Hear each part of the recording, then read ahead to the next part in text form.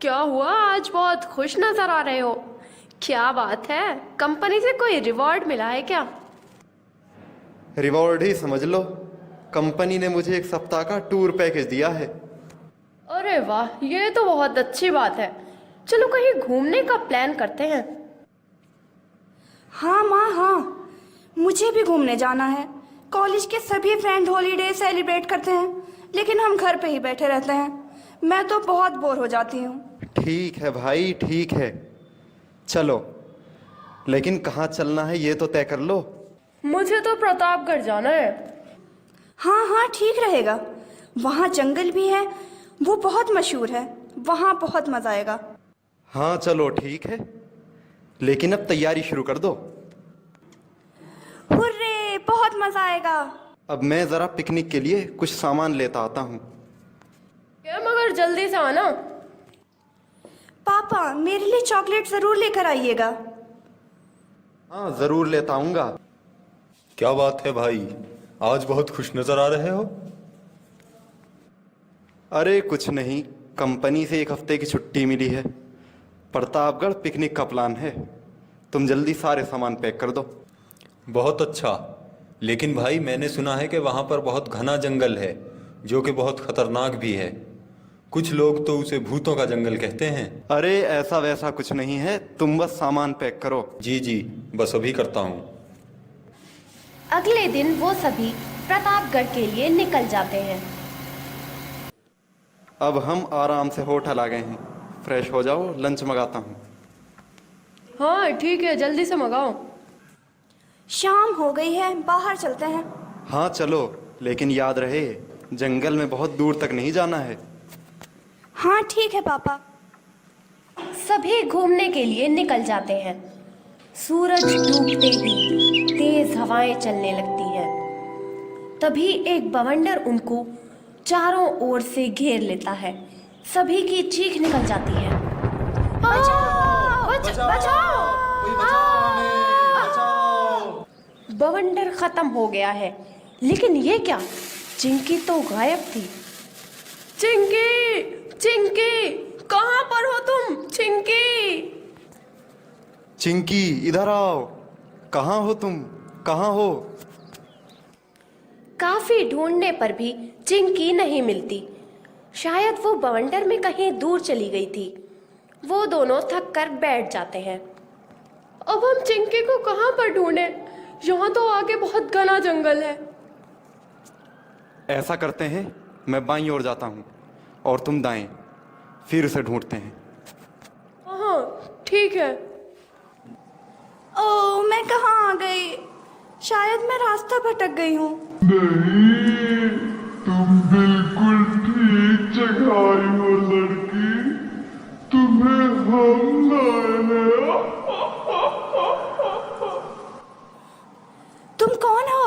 कौन हो तुम? हम हैं जंगल की आत्माएं। हमें चाहिए ताजा खून।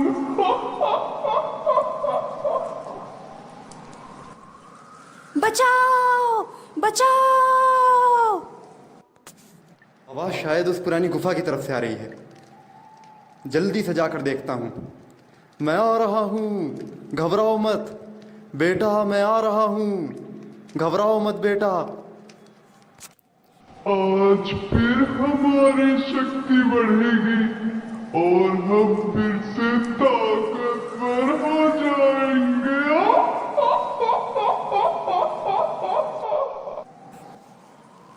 तभी वहां पर एक तांत्रिक आ जाता है और मंत्र पढ़कर फूंकता है। अरे, तू फिर से आ गया? सत्यानाश! अरे भागो रे भागो! आप कौन है श्रीमान? मैं इन्हीं पिशाचों की तलाश में रहता हूँ। ये जंगल की आत्माएं हैं और लोगों की जान लेती हैं। मैं इधर ही से गुजर रहा था कि तुम्हारी चीख सुनाई दी और मैं मौके पर पहुँच गया। बाबा, यदि आप आज ना होते तो ये आत्माएं मुझे खा जाती। आपको बहुत बहुत धन्यवाद। तभी बिजली कड़कती है। ओह, एक और आत्मा। कोई और भी खतरे में है। मुझे जल्दी से जाना होगा। चिंकी, चिंकी, कहाँ हो तुम? चिंकी, कहाँ हो? मैं यहाँ हूँ पापा।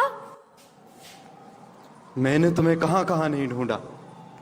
फिर चिंकी सारी बातें रमेश को बताती है। भला हो उस तांत्रिक का जो उसने तुम्हारी जान बचा ली। लेकिन रजनी कहाँ है? ओ, वो तो दूसरी तरफ तुम्हें ढूंढने गई है। कहीं वो खतरे में तो नहीं? क, क, क, तांत्रिक ने बताया था कि कोई खतरे में है। तो क्या? नहीं नहीं पापा, बिल्कुल नहीं। जल्दी चलो, मम्मी को ढूंढते हैं।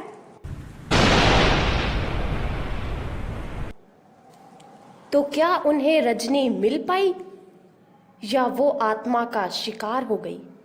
जानने के लिए जंगल की आत्माएं भाग 2 अवश्य देखें। तो कैसी लगी आपको हमारी कहानी? अगर आप इसका दूसरा पार्ट देखना चाहते हैं तो इसके लिए हमारे चैनल को सब्सक्राइब करें। समुद्र तट के किनारे एक छोटा सा गांव था। उस गांव में श्याम और राजू नाम के 2 दोस्त रहा करते थे। एक दिन राजू एक जंगल के पास से गुजर रहा था कि रास्ते में उसे एक खजाने का नक्शा दिखाई दिया। राजू उस नक्शे को पाकर बहुत खुश हुआ और हंसते हुए बोला, अरे वाह, ये तो खजाने का नक्शा है। आज तो मजे आ गए। इसके बाद राजू उस नक्शे को लेकर अपने दोस्त श्याम के घर पहुंचता है और उसे आवाज देकर बुलाता है। श्याम जल्दी से बाहर आ जाता है। अरे क्या बात है राजू, तुम इतने खुश क्यों लग रहे हो? क्या बताऊं श्याम, आज मुझे रास्ते में खजाने का एक नक्शा मिला है। अगर हमने वो खजाना हासिल कर लिया तो हम बहुत अमीर हो जाएंगे। यह सुनकर श्याम राजू से पूछता है, यह तो सब ठीक है, लेकिन वो खजाना है कहाँ पर? तुम इसकी फिक्र मत करो। इस नक्शे के हिसाब से वो खजाना समुद्र के उस पार एक भूतिया टापू पर है। फिर दोनों उस टापू पर जाने के लिए समुद्र के किनारे पहुंचते हैं और वहां से पानी के एक जहाज पर सवार हो जाते हैं। पानी का जहाज समुद्र के पानी को चीरता हुआ उस टापू की ओर बढ़ता जा रहा था।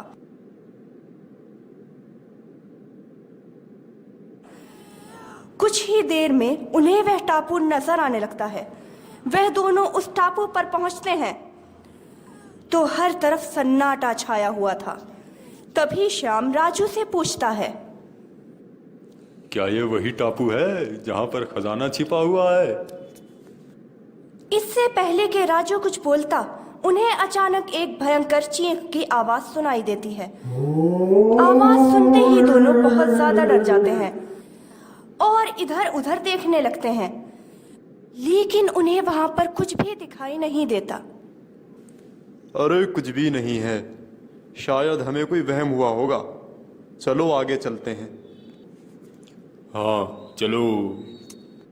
कुछ ही देर में वह दोनों एक डरावनी गुफा के पास पहुंच जाते हैं और वहां से उस गुफा के अंदर चले जाते हैं। वह गुफा अंदर से एक महल की तरह थी। आगे जाकर उस महल में अचानक दोनों को एक खजाने का बक्सा दिखाई देता है। वह बक्सा देखते ही दोनों खुशी से उछल पड़ते हैं। अरे वाह, हमें तो यह खजाना बहुत ही आसानी से मिल गया। जल्दी से इसे लेकर वापस चलते हैं। तभी अचानक उन्हें दोबारा उसी भयंकर चीख की आवाज सुनाई देती है। दोनों डरकर जल्दी से इधर उधर देखने लगते हैं। इस बार सामने खड़ी थी खून से लथपथ एक चुड़ैल। उसे देखते ही दोनों के होश उड़ जाते हैं। अरे मर गया रे, भागो राजू भागो। फिर दोनों जल्दी से उस गुफा से बाहर आ जाते हैं। लेकिन जैसे ही वह उस गुफा के बाहर आते हैं, वहां चुड़ैल उनके सामने प्रकट हो जाती है।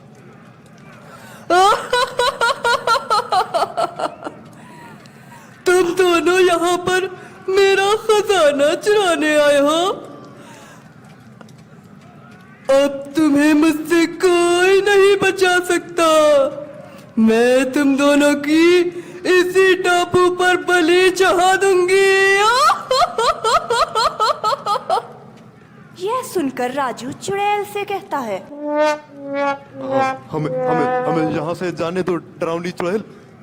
हम फिर कभी दोबारा इस टापू पर नहीं आएंगे। हमें जाने दो, हमें माफ कर दो। हमसे बहुत बड़ी गलती हो गई, हमें माफ कर दो डरावनी चुड़ैल। हम दोबारा इस टापू पर नहीं आएंगे। हमसे बहुत बड़ी गलती हो गई। नहीं, अब तुम दोनों को मरना ही होगा। यह सुनकर दोनों उस गुफा वाले महल की ओर भाग जाते हैं। अचानक श्याम की नजर एक मूर्ति पर पड़ती है। वह मूर्ति बहुत ही डरावनी लग रही थी।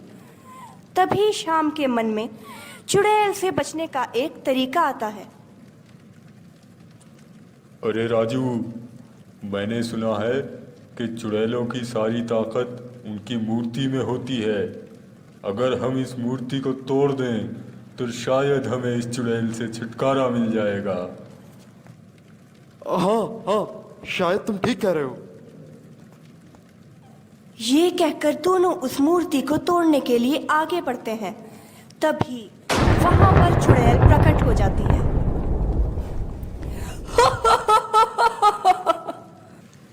अब मुझसे बचकर कहाँ भागोगे? तुम्हारी मृत्यु निश्चित है। आज मैं तुम दोनों की बलि चढ़ाकर चुड़ैलों को खाने की दावत करूंगी। इतने में दोनों जल्दी से जाकर उस मूर्ति को तोड़ देते हैं।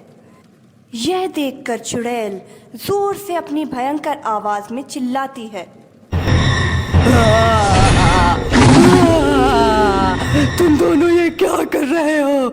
ऐसा मत करो, मैंने कहा ऐसा मत करो। लेकिन देखते ही देखते चुड़ैल के पूरे शरीर पर आग लगने लगती है और वह वहीं पर जलकर भस्म हो जाती है।